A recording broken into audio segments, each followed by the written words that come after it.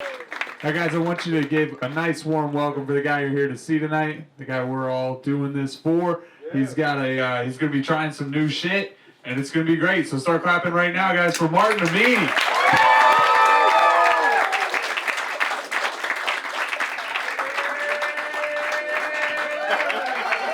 Keep clapping, keep clapping.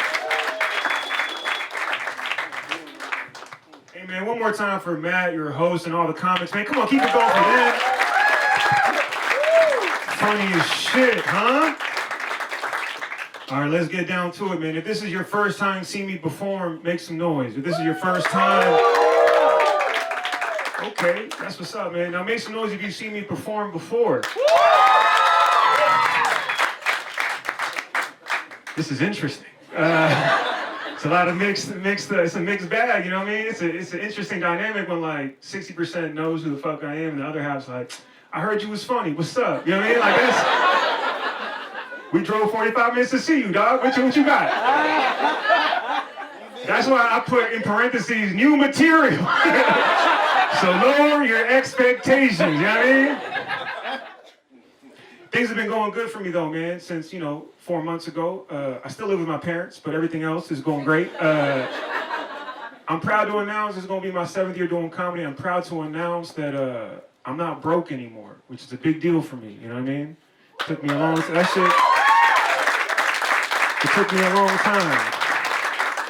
I've been promoted to poor, which is, that's a different level. Hey, I'll take poor, you know what I mean? Took me 7 years, man, to make $25,000 a year doing comedy, you know? I felt good about it until I told a show last night and a group of teachers were like, aw. I was like, man, fuck you teachers and shit, trying to help the future. Trying to be, fuck that. It felt good, finally doing some real shit, getting some real money. I was excited, I wanted to go see an accountant. I walked in, I was like, what's up, accountant? He was like, you don't have to be here. I'm like, dog, you're my brother-in-law, just pretend, you know what I mean? Like, just don't.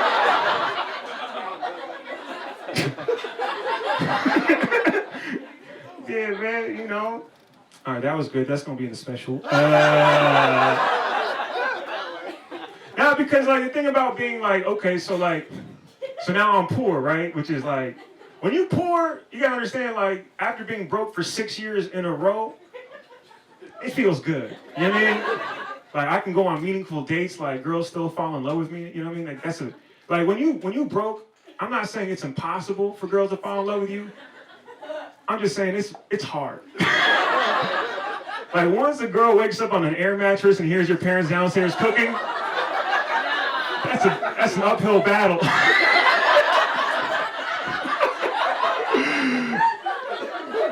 You gotta have a lot of personality, you know what I mean? You gotta have some charm. You better know some salsa moves, that's all I'm saying. That was good. The thing about being broke is, I feel like after being broke for 6 years, I had a lot of feelings about it. I always felt like I was one overdraft away from going back to a life of crime. I just couldn't afford a gun, so I was like, I'm gonna have to wait this out. You know what I mean? Something needs to happen, you know what I mean? Andrew Yang's gonna have to cut that check for $1,000 so I can capitalize off of that. That was for my one Andrew Yang fan in here. A lot of y'all aren't, I guess, following the upcoming elections. I don't know about you guys, but I'm ready for this election cycle to be over so I can just know which relatives to stay away from. You know what I mean? This shit is draining, son. As some of you know, last election cycle in 2016, I found out my aunt is a Trump supporter, which that shit kind of caught me off guard because she's from Bolivia, And I remember I had to confront her, I had to talk to her. I was like, yo, Tia Delia, why would you support Donald Trump? She's like, yo, honestly, I just don't want my family to visit. I was like, yo, that's the realest shit I ever heard in my life, son. Speak your truth, queen. Listen, I ain't got no problems with Republicans. I see a couple white people here. You know what I mean? They're like, say something about Donald Trump, I'll fuck you up. You know what time it is. I ain't got no problem with Republicans, man. Listen, I've been saving up money to become a Republican. You know what I mean? Who doesn't want to be a rich white guy in America, son? I'll be honest, man. A lot of people didn't think, Trump will make it this far. People talking about the Mueller report like it's a pair of Jordans. So wait till the Mueller report drops, son. It's a wrap. Dog, nothing's happening. Nothing happened. Right. I'll be honest, man. I'm envious of what the fuck Trump's been saying this whole time and what the fuck he gets away with. So I can't imagine if he was any other race besides white. I can't wake up the next day and see a Latin president saying the same shit. Yeah, right. Like, sometimes you have to grab women by the pussy. Like, what? Senor Pedro. This is no necesario. Cálmate.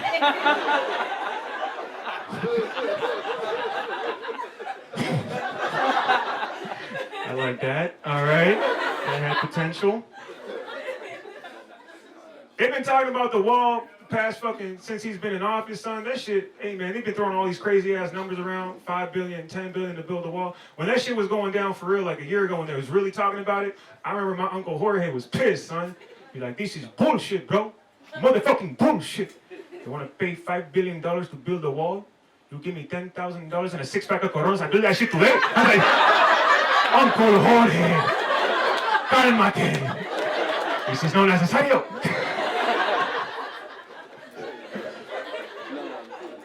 I like that. All right. I mean, honestly, how do we feel about this upcoming election, guys? 2020. Do we have any interest in any of the upcoming candidates? I know how I feel, but how do you guys feel? That's the vibe, right? I mean, that sums up our excitement and our enthusiasm and our hope. You know what I mean? I mean, shit. Who do we got? Bernie Sanders? Y'all fucking with him? One dude? Yeah. One dude in the back that, okay. Fuck the 1%, Holmes. It's all about the working class, I stay with my parents, but it's okay. I fuck with Bernie. He just looks like he always just woke up from a nap. And it's just like, it's hard to take him seriously. Like, that's his like, plan to reform healthcare. Like, first we're gonna take more naps. Then, all right. That's a good strategy, Bernie. I like your style. Who else do we got? Y'all fucking with Joe Biden? Okay, see, now we starting to get to it. You know what I mean? That one person in the back was like, Bernie! And y'all were like, we'll see about Joe. The problem with Joe now they're saying he's problematic. Joe? Son, he's the most wholesome white guy we got, son. But then, I don't know if y'all know, they dropped that picture of him looking creepy as fuck. Even I had to be like, yo, that's suspect, son. In that picture, he looked like the guy who invented just pull your dick out and see what happens. Which is like, that's a problem and it's very outdated, just like Joe Biden. You know what I mean? Like, that's... What are we gonna do, you know what I mean? All right, that was the politics for this evening, guys. We live in a time where the media tells us who not to fuck with, who's problematic. Like, we can't decide who not to fuck with. You know what I mean? Like, they say don't fuck with Louis C.K. Like, he's an animal. I'm like, I can decide for myself, thank you very much. Last time I checked, I know what's inappropriate. You pull your dick out, yeah, that's a problem. You know what I mean? How do you guys feel about Louis C.K.? You think he should be forgiven? Hell yeah. My bros on this side staying strong. Yeah. Here's what got me. When Louis C.K. got in trouble, he pulled out his dick, all the news outlets were like, Mexican-American comedian Louis C.K. I was like, Mexican-American? Son, he's been white this whole time. You can't just trade him to the Latinos as soon as he pulls out his dick. That's fucked up. If you're gonna trade him to the Latinos, y'all gotta take Ted Cruz off our hands. If that's the only fair exchange, we'll throw in Pitbull just to sweeten the deal. You can have him. All right, that's definitely gotta be in the next special. All right? Listen, and I know I got some white fans here. I just want to say, you know, we live in a time where a lot of my comedy peers love to shit on white guys. You know, sir, I'm sorry, it's the truth. I just want to let you know I'm not one of those guys.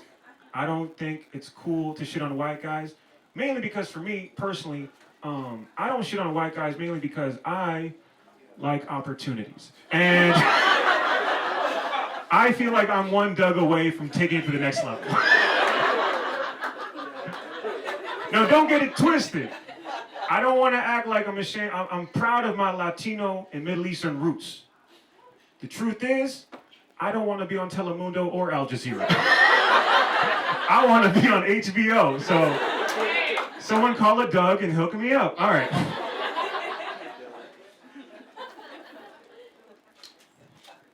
All right. We're going to stay on the theme of problematic. This is some gray area shit. If you're filming, please stop filming this, because I don't want this to go out, because I don't know what's going to happen. Because we got to get to the bottom of this, and this is some shit I can't really, it's hard for me to say this shit on stage because it's like, we live in a time where we can't even talk about it in public, you know, and I feel like this is a great time to explore, you know, what's inappropriate, what's not inappropriate. How do we feel about Aziz Ansari? Yeah, we fuck with him still? Okay. Does anyone not fuck with him? Okay. I just want to know what's the boundaries now, because you know, for those who aren't familiar with the Aziz situation, it's hard to go into it because I only have a certain amount of time. But he was on a date, and it was an issue of boundaries, which I think every man and woman here has been in a situation where there's been some like gray area on what's cool and what's not cool. And I think like we're all adults here. We're all from the age of 21 to, I don't know, 42. I don't know what the fuck. We've all been on that like first or second date. You're back at your place. Things are going great. She's feeling you or he's feeling you, you know? And then finally, you know, you're going off the vibe and you go in for the kiss. And she's like, what the fuck are you doing? Catches you with the, never mind. Because you were just trying to feel it out. Because up until like, you know, 2019, that's all we had. We had the like, oh, I'm gonna be romantic and go for it. But now it's like, nah, dog, you tripping. The fuck you thinking, trying to kiss a girl on a date, idiot? You gotta get a permission slip signed, sir. You need that shit. You need a Snapchat, Instagram story. You need all the parental signatures. You know what I mean? But truthfully, we gotta figure out, you know, from the lady standpoint, because I think we've been making good progress with the movement. You know, what is the cue for guys to know on when to make the move? I got a couple suggestions. You know, just off the top, I feel like if you were to flash a titty, I feel like that would be a good way, an indicator on knowing if it's cool to make a move on a kiss. Because if he's showing us some nipples, you're like, oh yeah, she's down. You know what I mean? There's no repercussions after this point. Does that stay in the special? Is that a topic worth exploring? Okay. Nah, man, you don't gotta tell me about problematic, you know? Fuck. I grew up in the 90s and 2000s where, you know, y'all some of y'all know this, but my favorite rappers growing up was a rap group called No Limit. They didn't give a fuck. For those who aren't familiar with the rap group No Limit, it was a rap member named Master P, another guy named C Murder, and another character named Mystikal. Now, I don't know if you guys remember Mystikal, but back in the day, he had a song called Shake That Ass, but watch yourself. Second part, very important. Now, if you don't remember this song, let me refresh your memory. The opening lyrics of the song was, I walk in the club with my dick in my hand. I'm like, yo, that's a problem, Mystikal. You can't start off a song like that and expect no questions to be asked, dog. You're on probation for sexual harassment. What the fuck are you talking about right now? But he was in a rap group with a guy named C Murder. who's actually in jail right now. You guys know for what? Fucking murder. That's right. They didn't give a fuck in the early 2000s. I just picture Master P having a team meeting like, all right, y'all, listen up. I know we're called No Limit, but maybe we should have some fucking limits. Mystikal, put your dick away. It's a private, son. That was our generation, man. I grew up a motherfucking juvenile, man. What y'all know about juvenile? What you know about juvenile, sir, in the front? Huh? You ever been twerked on, huh? Homecoming dance? 10th grade? There's no better feeling than being in high school, man. Motherfucking girl walks up to you, she chooses you. Like, yo, get your ass on the wall. It's about to be the happiest day of your 10th grade career, kid. I'll make these pimples go away. I'm like, all right, shit. The guy was 15 years old, Martin. Now I'm 31. I know better. I know what a good twerk and a bad twerk is. 31, it's bad twerk. You know what I mean? Not a good situation, you know? A woman comes up to me and twerks on me now. I'm like, this is inappropriate. You know what I mean? We're at an office party right now. I ain't trying to get called to HR the next day. Like, Martin, have a seat.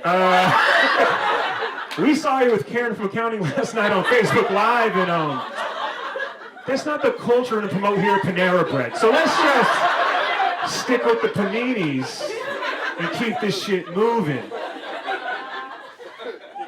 Son, it's 2019, man. It's so hard for me to have a favorite rapper now, man. Rest in peace, Nipsey Hussle. Yeah. Damn, that shit hurts, son. That was my guy, you know? The only other person I got now is 21 Savage, and they tried to deport him.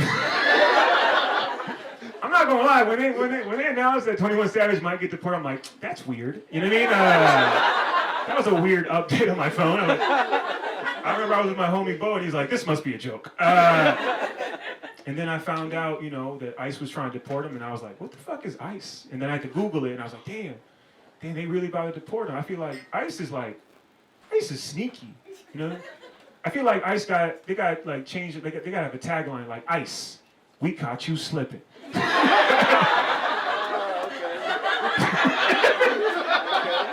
Because no one saw the shit coming. When the shit happened, I don't know if y'all remember, like, as soon as it happened, everyone was online on Instagram and Twitter dropping these funny ass memes of him going back to England and shit. First thing I did was call my mom and be like, yo mom, are we good? Because I'm trying to drop this meme on Twitter and I don't want to be embarrassed later, you know what I mean? So let's just tighten up our paperwork and make sure, papeles, please. Check under the bed and make sure my name's on all the certificate. Okay. That's definitely got to be in there. Yeah, man, who else we got? Drake? Fuck. That's our guy? Yeah, the girls are like, yeah, that's our guy. And they just show me a nipple. Yeah. We'll show you a nipple if you play Drake. Is that the secret? Just play Drake and the nipple just appeared out of nowhere. That's the way to get consent, through Drake. If Drake says it's okay, then we can do it.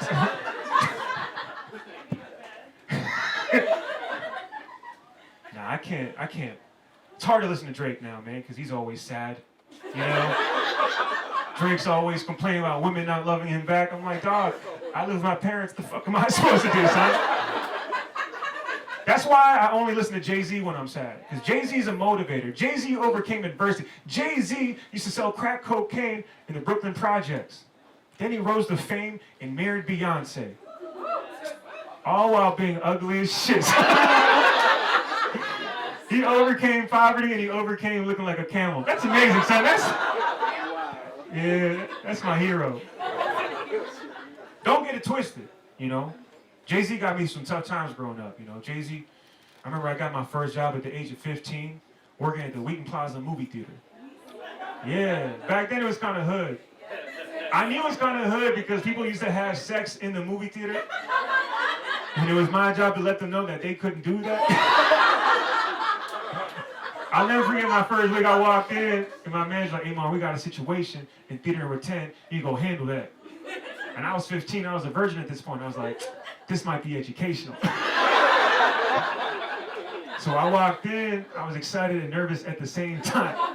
I was like, hey, yo, y'all can't do that in here. And they just looked at me like, what the fuck are you going to do about it? And I was like, nothing. Please don't make a mess. I'm sad as shit, man. Come on, dog. I listen to Jay-Z. All right, that was my rap section.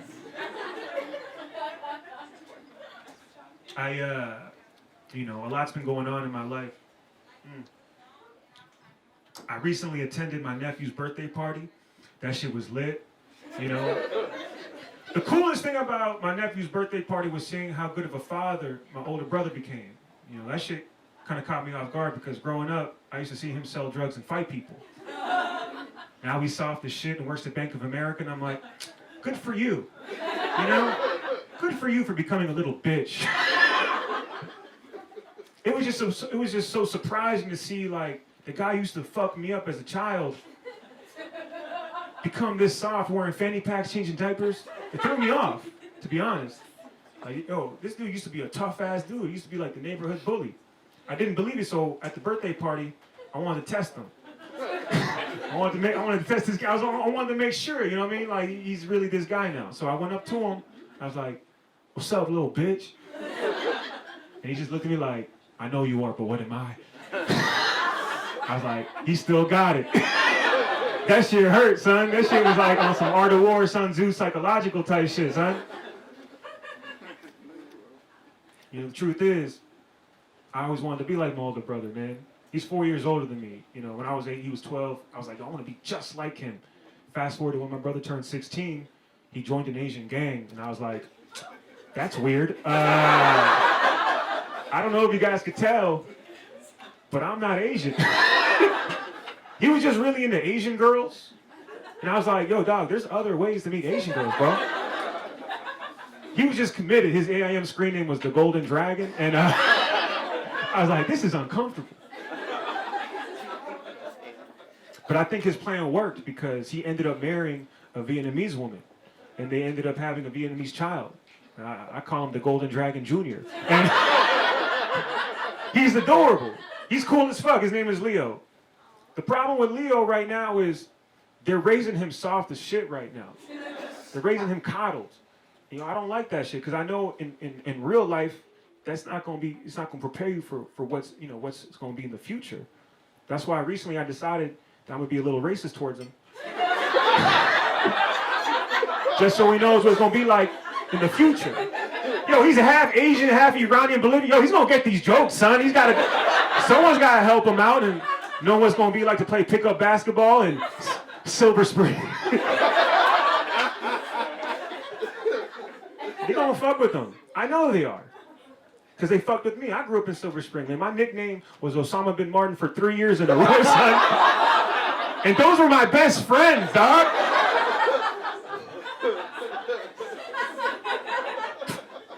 That's why I pulled my nephew to the side at his birthday. And I was like, yo, listen up, man. I might say some shit to you that's fucked up from time to time. Some of it might be racist. And yeah, I might talk to you in an Asian accent. I just want to let you know it's because I love you and I want the best for you. And he ain't say nothing back because he's still 3 years old. But he gave me his juice and I was like, respect.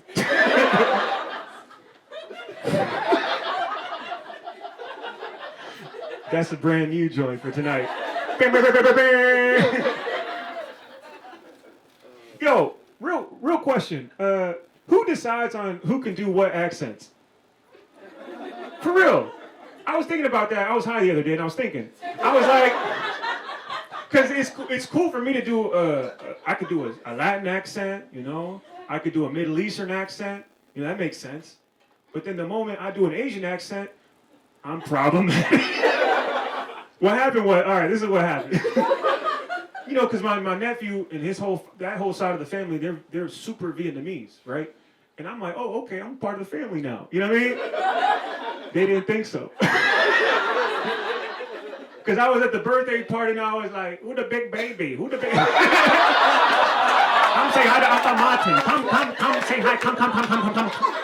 Who the big baby? Say hi to your uncle. Say hi to your uncle. Oh, you sleepy, huh? Oh, no, I just like, oh, okay. God. My sister-in-law, she motherfucking karate chopped me to the head. Said, bitch, don't ever talk like that around my kid. And I was like, why not? How come your parents get to talk like that? Because they're fucking Vietnamese. He's like, I'm trying to be relatable. I want to fit in with the family. Never have no fun in this house.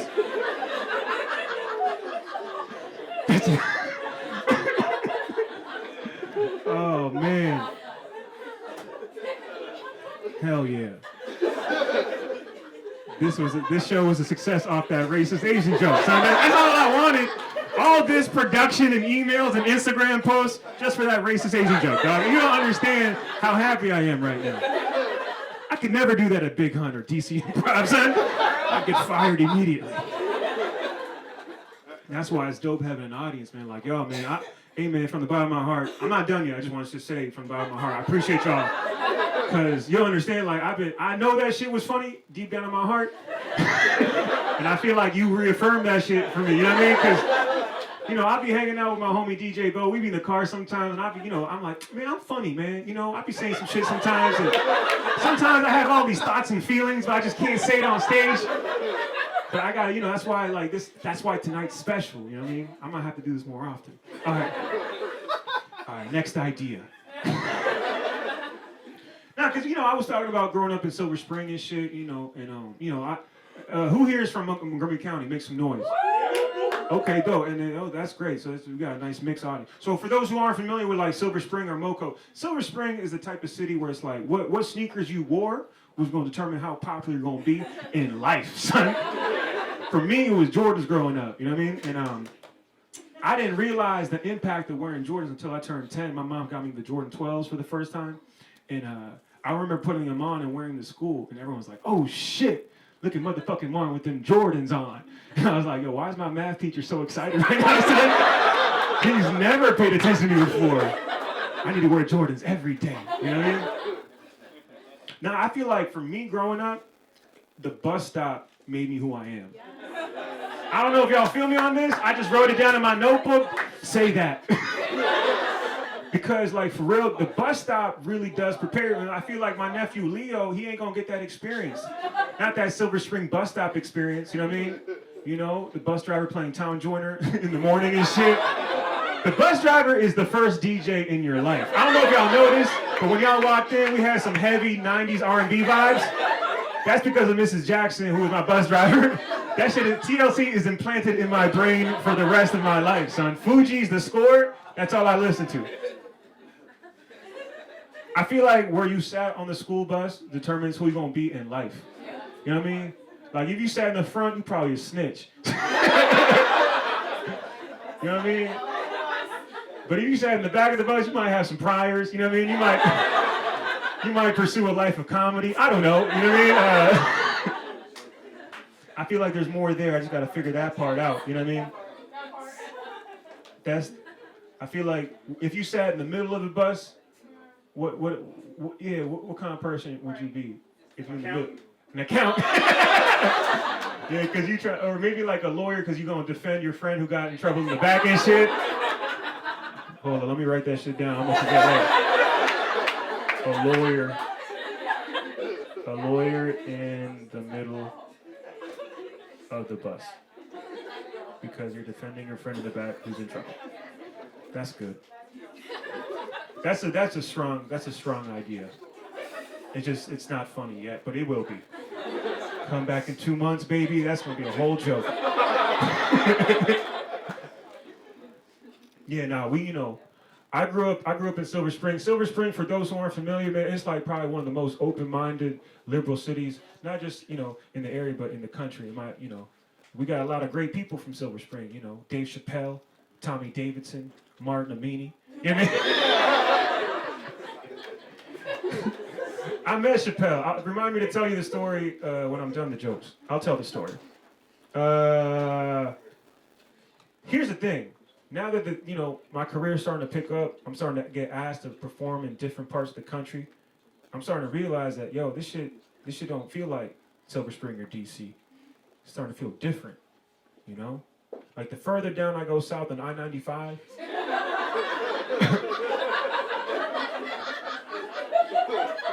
the more I'm afraid to see the American flag. Now, some of y'all know what I'm talking about. Other people are like, yo, what is it? What's wrong, Martin? I'll tell you what's wrong. If I see a Confederate flag, I know I'm in the wrong place, all right? I don't need any hints. I know I'm not welcome. No Martin Amini's allowed. But if I see an American flag, a Cracker Barrel, and a pickup truck, I don't know. There's a lot of gray area. Just gonna keep driving and not stop at the rest stop, you know what I mean? It made me think about, who I am as an American, because I'm born and raised here, family's immigrants. But I was born and raised here, never really been past 495. And, it's mi barrio. The truth is, it made me, question like who I am as an American. I think I made him upset with the American flag joke. I guess I'm going straight. I'm a patriot. Why would he say that? And also, if anyone wants to leave at any moment, feel free. I don't want you to feel. No, it's all good. Damn. He's like, I'm just taking a shit. Leave me alone.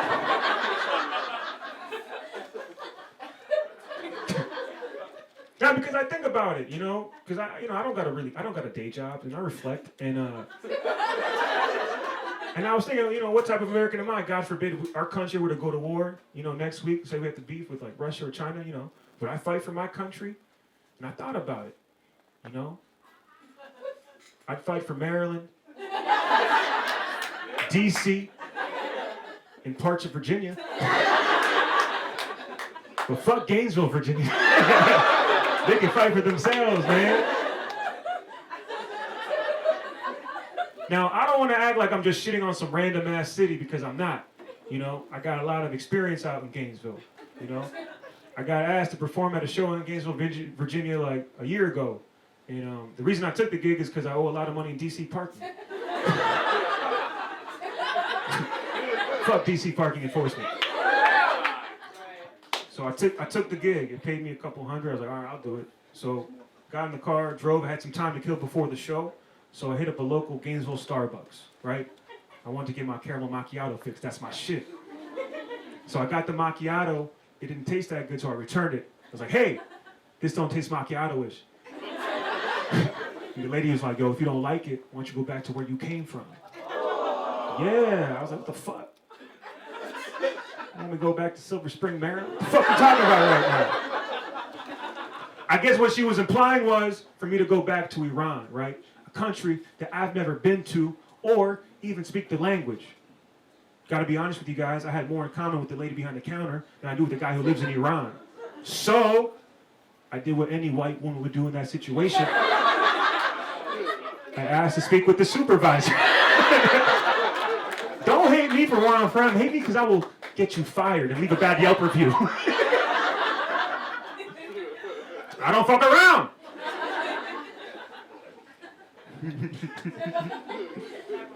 Yeah, man. All right, let's see what else. I know, my bad, man. Did I skip anything? Because make some noise if you haven't seen me before perform. Make some noise if you haven't. All right. I'm gonna have to do my jail shit. So, excuse my, my bad for everyone who saw me, but this is their first time seeing me, dog. I gotta give them the classics. You know what I mean? I gotta do the classics. They can't be leaving here and be like, Martin Amini was all right. They be like, nah, we saw his jail joke. That shit was fire. Both my parents are immigrants. My father's from Iran and my mom's from Bolivia. They came to this country 38 years ago so they could pursue their dreams and hopefully give me an opportunity to pursue my dreams. But if they would have known, I would have ended up in this basement with 40 people. They were like, fuck your dreams, son. But they supportive though, for real. They really are. For immigrant parents, son, it's hard to get them to support anything that's artistic, you know what I mean? That shit is rough, you know, especially comedy, man. Whew. Took me 7 years to make $25,000. How do you think my parents feel about that? Still waiting for me to move out. And I'm popping. They're like, yo, this popping don't mean shit to me, son. They support me, man, mainly because before I got into comedy, I was a drug dealer. So when I told them I'm gonna do stand-up comedy, they were like, finally. He's getting his life together. Like, go ahead and tell your dick jokes, son. I'm like, thank you, mama. Sometimes I reflect on what it put my parents through, you know, as a young drug dealer growing up, you know. I think back to my early days. The age of 14, I got caught dealing and my mom was devastated. She didn't know what to do, man. So she transferred to a rich private school, thinking I was gonna help the situation. But in reality, she gave me a promotion. Shout out to Bethesda, Maryland, right? Private school changed my life, man. That shit exposed me to all different types of drugs, you know? My best friends at the time was a guy named Jacob Greenberg and Brandon Friedman. Now, I didn't know it at the time, but I had the best legal defense team in 11th grade. Shit was popping. You know, I always thought I was a good drug dealer until I got held at gunpoint, you know? First time I got held at gunpoint, I think I was like 15 years old. I was with my friend Jacob Greenberg, who's the last person you want to be with when someone pulls out a gun. And I'll walk you through what happened. I'll walk you through the entire situation. At the time, we were going through a 3-6 Mafia phase. Now, I don't know if y'all remember 3-6 Mafia, but if you listen to their songs long enough, they'll make you feel like you're about that life. And when someone pulled out a gun in my face, I'm like, I'm not like Project Pat at all.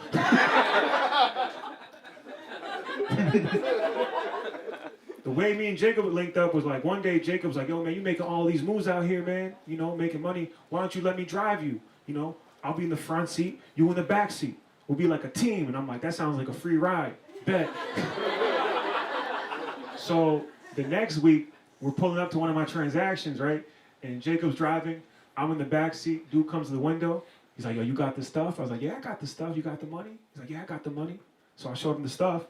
Then he showed me his gun, right? So I just yelled at Jacob, hey, yo, dip out, dip out. And that's when Jacob just ran out the car.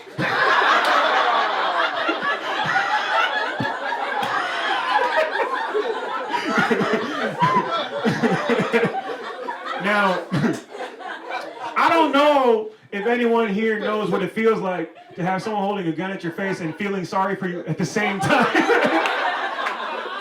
But homie just looked at me like, yo, dog, you need some new friends, bro. Add me on Facebook. We can hang out after this, son.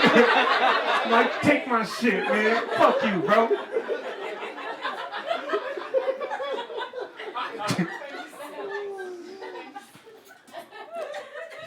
Fast forward to senior year, you know, I was stubborn. I kept dealing. I thought I was that dude. 3-6 Mafia had me in a daze, you know. The Unbreakables album, hey, listen. Had me feeling like a kingpin. It wasn't until beach week, senior year, your boy got caught with an ounce of weed. And back in Maryland in 2004, Montgomery County, hey, they don't smile frowningly on that. You know what I mean? They arrest you for shit like that. Put you in jail. It's my first time in jail, man. Very scary experience because they put me in a jail cell with 3 gangster Latino guys, right?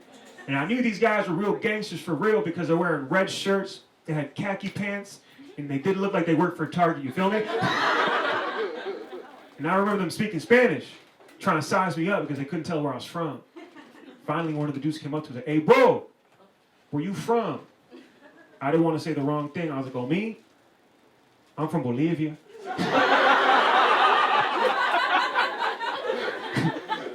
They were like, for serious, bro? Es de verdad? And I was like, yes.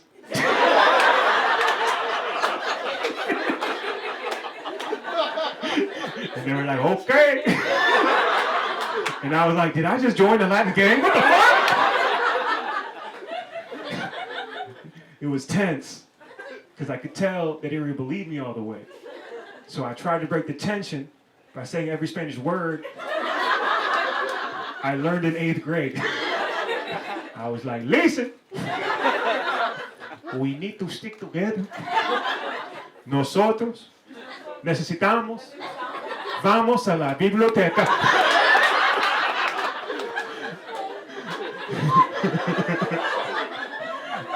Now they're looking at me like, what the fuck, bro? You think we're stupid, huh? Why do you go to the library? I said, because, bro, we might be locked up, but they can't lock la cabeza. They're like, you crazy, bro. But we like you. We're gonna call you el pollo loco. And I was like, hell yeah, that's my favorite chicken spot, dog. Yeah, man. That's a crazy ass story. It is. It's a crazy story. I think after this set, if y'all are, have energy left, I'm gonna do a Q&A, and I'm gonna talk about this story more in depth. Cause I've been telling that story for like 2 years, but I feel like I never really went into how that shit went down. Like there's a story behind that story. Cause you gotta understand, everything I say on stage, there's a story behind it. Like it's all based on real shit, which makes my shit crazy. You know what I mean? I don't know if y'all feel what I'm saying, but I got more stories. Don't worry. I'm gonna come back to the stories, because stories are different, you know what I mean, than like what you've been seeing is stand-up. And my stand-up's dope, but my stories are crazy. All right, we're in the home stretch. You guys are doing great. All right. A couple more, then I get into the untold stories. Never been told, Martin Amini exclusive. I did mention I'm mixed. My mom is Bolivian, father's Iranian, Here in DC, people always ask me, like, yo, your parents are mixed? Iranian and Bolivian? Yo, how does that even happen, son? I'm like, yo, my parents fuck. That's what happens.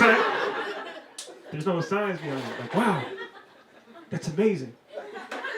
Which side do I identify with more, your Iranian side or your Bolivian side? I'm like, well, depends on what Donald Trump's talking about this week, because that should go either way. If he's talking about the Muslim ban, I'm Bolivian as fuck, you know what I mean? He's talking about building the wall, shit, I'm from Silver Spring, Maryland. Leave me the fuck alone, dog. I knew shit was bad for Middle Easterns 2 years ago when they announced the Muslim ban, man. That shit was scary, man. Mainly because my father was actually in Iran when they announced it. I remember my dad hitting me up on Facebook the next day like, son, what are we going to do? I'm like, what are we gonna do? Shit. I'm gonna ride this out the next 4 years and work hard. They can try to blend in, dog. You need to stop messing with me on Facebook, because this relationship is over, son. It is a wrap! Social media, man. Shit's crazy, son. Y'all got parents on social media? Y'all saying it like it's a bad thing. Listen, some of us need our parents' likes on Instagram to boost our self-esteem. I've seen some of y'all pages. Y'all less than 10 likes have it, motherfucker. Like, no. I'm just speaking from my self-experience. I don't spy on any of you guys. I'm grateful for my parents following me on Instagram, son. There's nothing worse than thinking you're about to, like, shut the Instagram down with the fire post from pictures from Greece. And you post that shit, you wait 5 minutes, and you're like, do all my friends hate me? That's why whenever one of my posts are struggling, my father's like, don't worry, son, I got your back. like. The only time it gets really uncomfortable is when my father comments on my posts. Like, he wants to be supportive, he just doesn't know how to be. Last time I posted something, he wrote, who's this good-looking guy? What the fuck? All my friends commented below like, yeah, Martin, who's this good-looking guy, huh?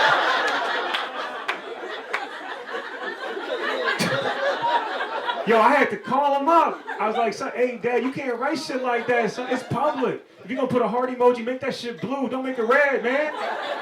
He's like, what's wrong with the red heart emoji? I'm like, it looks like you trying to fuck me, bro. He's like, what? I don't want to fuck you. I wanted to help you. You had 2 likes, you're nothing without me. I could tell he was in his feelings because the next time he wrote, who's this asshole trying to be a comedian? I'm like, yo, just put a blue heart, man. That's all I wanted. Put a blue heart. Shit. Should have been banned. That Muslim ban should have went into effect earlier. No, I don't want you to worry about my father. Don't worry. He got back in the country safely, you know. He did change his name to Fred, though. For real, my father's name is Farouz Amini. He came back, he's like, you can call me Fred now. I am a patriot. I love the United States. I'm like, Dad, you ain't fooling no one. You look like Borat. You know what I mean? Like, you hairy as shit, son. He's a hairy ass dude, man. Dad, man, good dude, man. Great guy. For those who don't know, you know, my father owns and operates 8 ice cream trucks in Potomac, Maryland. You know, we got the streets on lock. Don't come to Potomac, go fuck you up. You know? My father's like the Avon Barksdale of ice cream truck drivers. I grew up watching him beef with other drivers, you know? They had turf wars growing up, you know?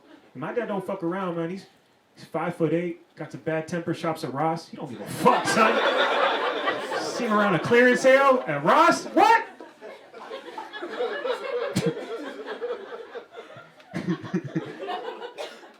The problem now is my father's turning 66 this year, and there's this growing expectation for me to take on my father's old vendettas with ice cream truck drivers, which I think is fucked up because now I got beef with the hot dog vendor in Rockville, Maryland.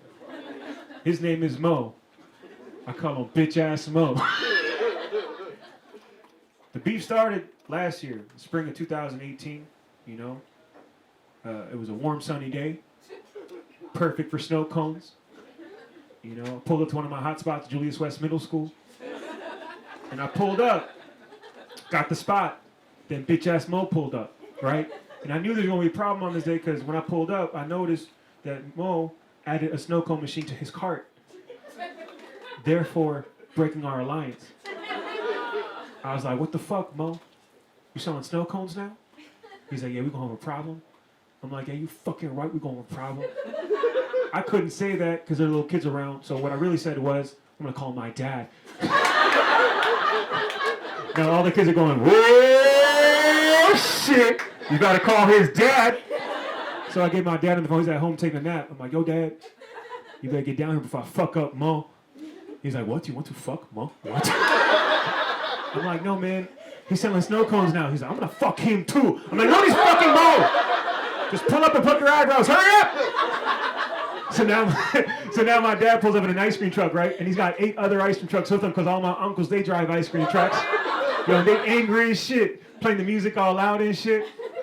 Ding ding ding ding ding ding ding ding ding ding ding. The worst song to play before to fight another man, right? You want to hear some gangster music, not some ding shit. So now they're surrounding Mo, playing the music. Ding ding ding ding ding ding ding ding ding ding ding. Mo doesn't know what to do. He's shook, right? So he calls the cops. So now it's 2 cop cars. It's 9 ice cream trucks. It looks like a Wu-Tang Clan music video to pop off, son. Kids start instigating. My father's stretching and shit, like bitch ass Mo. What the fuck? I'll fuck you up. And I had to intervene. I'm like, yo, Pops, you can't fight Mo. You know, you're 65 years old. What the fuck you doing? He's like, you right. You gotta fight him. It's like, the fuck? I don't want to fight him. He's like, yo, it's for the family. I'm like, fuck. I was put in a tough situation, you know? Am I going to defend my family's honor? You know? Keep the legacy of ice cream sandwiches going? Luckily, the cops intervened, thank God. And they noticed that Mo didn't have a permit to sell snow cones on that day. Yeah, that's right. So I did what any good millennial would do in that situation. I filed a complaint with the city. And now Mo can't sell snow cones in Rockville for the next 18 months. Fuck bitch ass Mo, man. Yeah, man.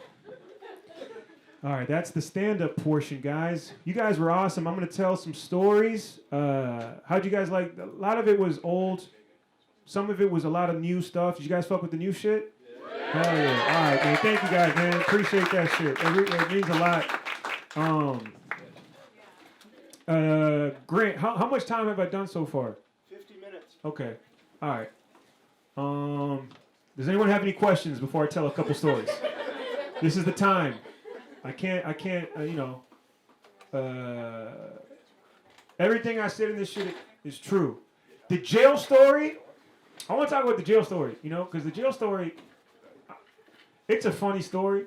The truth is, I got arrested when I was like 21 smoking weed at a park, and I was with my sister and a couple of friends from high school, and they called the cops on me. I don't know if y'all know, you can't smoke weed at a park in Maryland. And I mean, I knew that, but I still did it. And the cops came, and it was like after I was selling ice cream, and I was just tired, and I was like, yo, I'm already high. And the cops were like, who has the weed? And then I was like, yo, we ain't gonna do your job for you.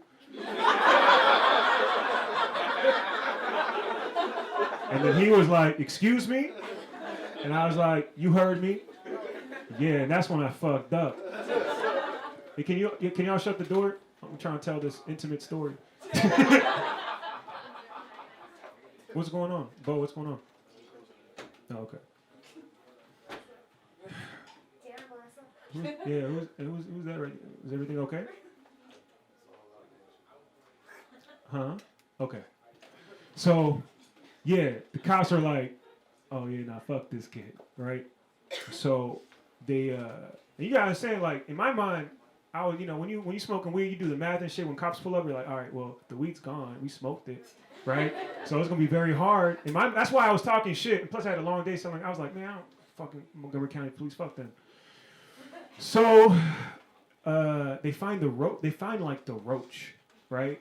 And I guess that was reason enough to put handcuffs on me and fuck me up. So they put me in cuffs, and I was like, man. And then my sister started like crying. This might get dark. And then they push me and like fuck me up a little bit. They kicked me a couple times, and then I'm on the floor, and my sister's crying. They're like, shut up! And they're like, they kept hitting me, and then, what's going on? I'm trying to tell these intimate ass stories, son. This is a story, like I'm trying to tell y'all shit that I never really said on stage before, so I'm just trying to see if any of this can be turned into jokes later. By the sound of it, probably not. It's still an interesting story. So they're beating me up. I'm in handcuffs, and then they put my sister in cuffs, and then they put us in the cop car, and they're playing like rock and roll music, which I was like, this is so corny. And then they take us to Seven Locks. Seven Locks is a detention center in Potomac, right? And they put me in this jail cell. They like take off your shoes and shit. So now I'm in this holding cell. And this is where the story kind of comes from, right? So I get in there, and I'm in the cell with this one Spanish dude, like 5'4", small Latin dude. And he looked at me. He's like, "Where you from? For real?" And I was like, "Silver Spring, Maryland." And he's like, "What part?" I was like, "Belle Pre Road." And he was like, "You know Felix?" Yo, this is some real shit.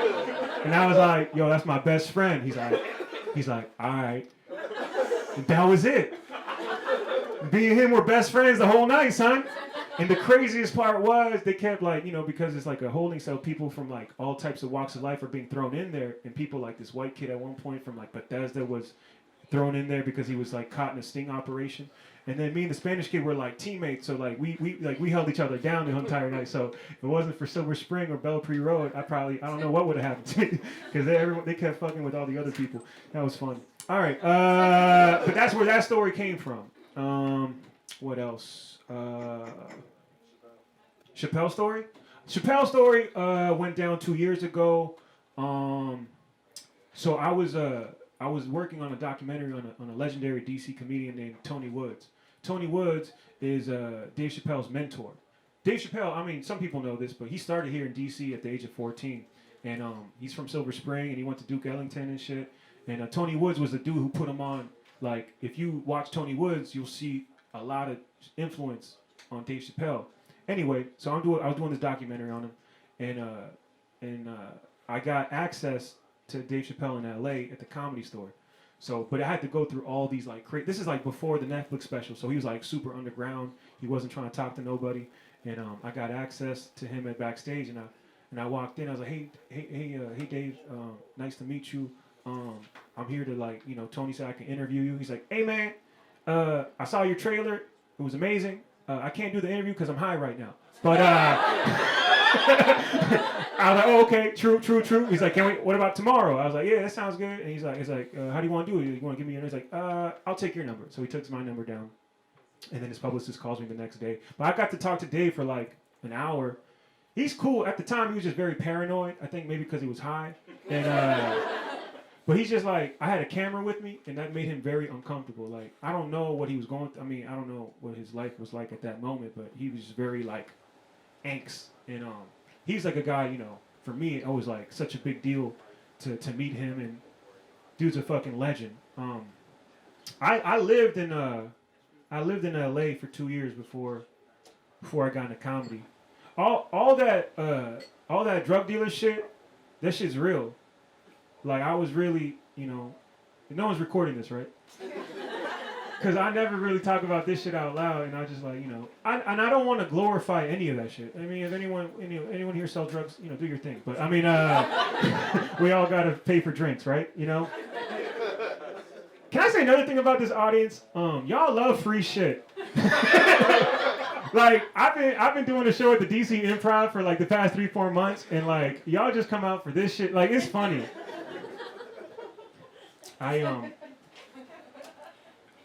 If no one has any questions, I'm going to end it on a story, and then we'll get out of here. Sounds good? Yeah. All right. Do you all believe in destiny? I'm being serious right now. Nah, like, you can say yes, you can say no. I don't care. Like, you guys got to think about it. We all ended up in this one room together. You know what I mean? On a Wednesday, like y'all made a conscious decision. Some of y'all got an email, some of y'all got an Instagram story, and y'all were like, yo, we gonna go fuck with Martin at the Comedy Loft in this sketchy ass basement. You feel me? That's powerful. In a time where a lot of us don't like to do anything for anybody. Like, I got friends who've been, doing like pursuing their dreams, and I'm like, I'll catch you later. So that's why it's a beautiful thing to see everyone coming together like this. It means a lot. That's why I said, do you believe in destiny? Because I never planned on doing comedy. None of this shit was a dream of mine. I swear to God, on everything, I thought I was gonna own a hookah shop. I swear to God, I was gonna call it I hookah you up. That was the dream, son. That was a real dream. It was just gonna be a front for my drug business. Because I was in deep. I was 10 years deep in my prime in the early I was making 10 to 20,000 a week, moving like 50 to 100 pounds. I was deep in it, deep to the point where like I couldn't think of doing anything else because I was doing it for so long. And when you're making that much money, you're like, what the fuck else am I gonna do?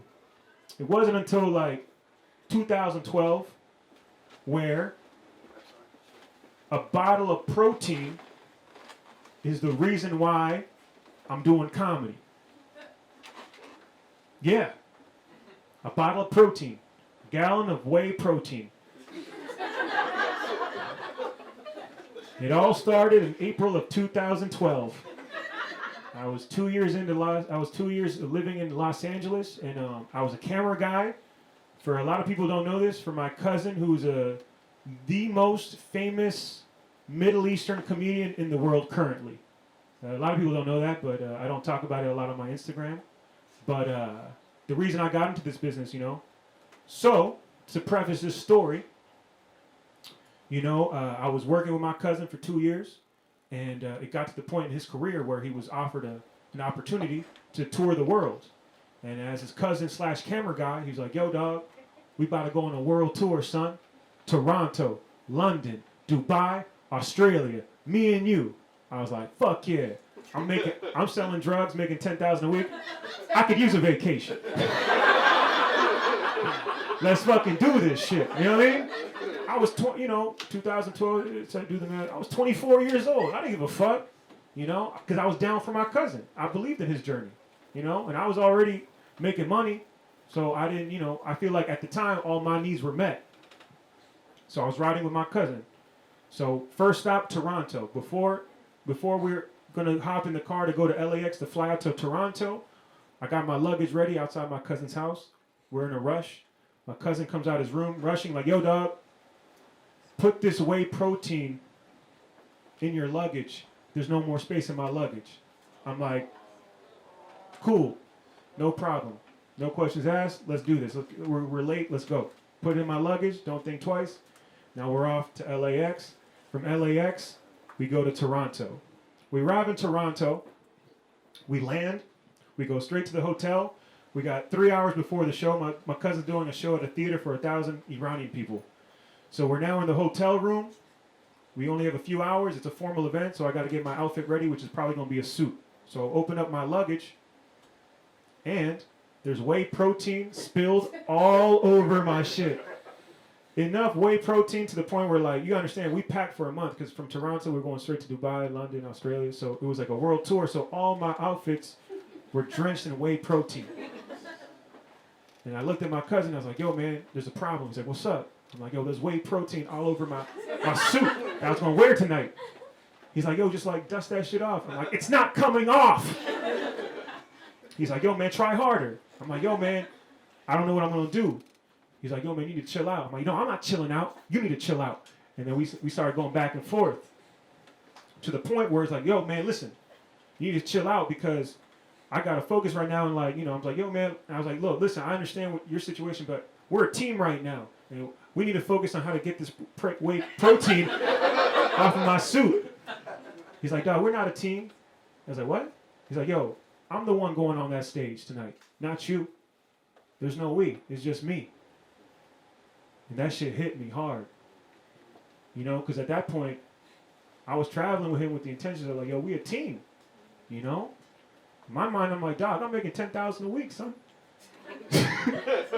I'm here because you're my cousin. I love you. I'm down for you. And now you saying that you were the only one on that stage? And in that moment, I made a decision. I said, yo, I'm gonna do comedy. And I'm gonna spike this motherfucker. And I'm gonna show him at the DC Comedy Lounge. But now we went to, that shit cut deep. Now I don't know if anyone's been hurt by someone they love, clearly, like a family member or best friend. But when it's someone that you're that close with, when you're completely vulnerable with, that shit leaves an impact to the point where it can go one way or another. One way is a turn for the worst. You can turn to bad habits. Some people choose drugs, alcohol, whatever. Other people use that energy, channel it, and turn it into something creative, something beautiful, something that can give back to the world. You know what I mean? And I chose drugs. Nah, turn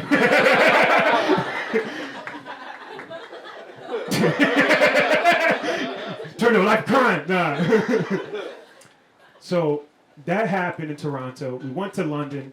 Shit popped off in London because you understand. I'm the type of dude. You say some shit to me like that, I'm not going. It's hard for me to so he was just stressed. Now maybe 7 years later, maybe it's different. As a comedian, I can see how stressed out. First show in Toronto, 1,000 seats. He's got his own problems besides his little cousin's whey protein soup. You know what I mean? But in that moment, 24-year-old Martin, I was like, yo, man, fuck you, dog. I ain't say that, but I was thinking that. You know what I mean? Then we got into it in London, in Australia, to the point where, I remember in London, I had this vision. I was like, yo, man, I'm going to make this stand-up comedy happen. And he ain't going to say shit to me because I'm going to be like, yo, I'm on stage now, too. But the real shit is, man, 7 years later, I'm here doing comedy in front of you guys. And I got to say, man, I wish my relationship with my cousin was better, but it's not, And I was thinking about what if we ended the show by me calling him on speaker. Like, yo, dog, I love you. Let's see, should we do that? Yeah. All right. If you don't pick up, yeah, fuck him, right? But you know what? If you don't pick up, listen, I'm not making this shit up. I have no reason to make this shit up because it was a free show. He actually texted me today. I'm not bullshitting you. If you don't pick up, I'll play you the text because he did a voice text because I think he was nervous to text me because he's like, so he sent me a voice memo and I'll play that for you just in case he don't pick up. Mobile.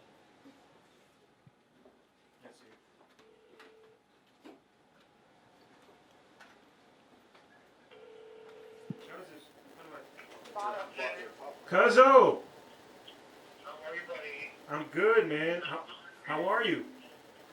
I'm good. I'm about to go to the airport. I'm going to London. We got 3 people in the car. Oh, you're going? Yeah, I'm going to London today for a week. Shut up.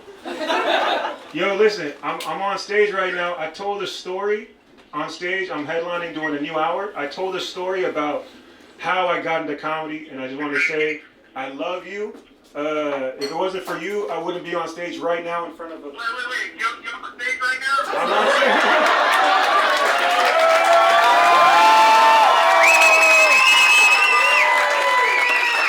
All right, Great story. Somebody should tell your first gay story. you hear what he said? He said, why would I tell my first gay story? Yo, no, cause I love you. Have an amazing job. thank you, dog. Love you too, man. We'll talk soon. Kill it in London. I'm excited for you to come back to DC. I'll promote the show here. There's 300 people here. I just sold out a show for 300 people. I love you so much. I'll talk to you soon. Okay, bye-bye. Cheers. Bye-bye. Yeah! Damn! That's wild. Whoa. I've tried calling him over the years. I swear to God, he's never picked up. Did we get that on camera? Damn.